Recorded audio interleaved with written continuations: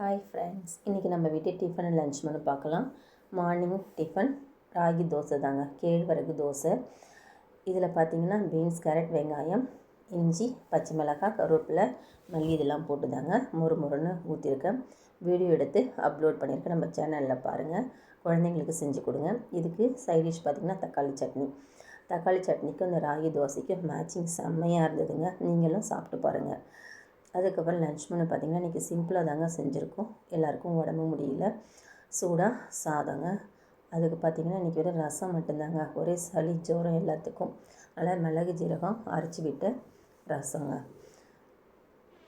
நாளைக்கு வேறு வருஷப்பிறப்பு இல்லைங்களா, அதனால் உடம்பும் முடியல, அதனால் சிம்பிளாக முடிச்சாச்சு. சண்டேன்னு பரவாயில்ல அப்படின்ட்டு. அதுக்கு சைடிஷ் பார்த்திங்கன்னா பருப்பு தொகையிலுங்க, சிறுபருப்பு தொகையில் தாங்க. அது கூடவே பார்த்திங்கன்னா கடல பகோடா கடையில் வாங்கினதுங்க. இதுதான் இன்றைக்கி நம்ம வீட்டு tiffin and lunch menu. Video பிடிச்சதுன்னா லைக் பண்ணி சப்ஸ்கிரைப் பண்ணுங்கள். தேங்க்ஸ் ஃபார் வாட்சிங்.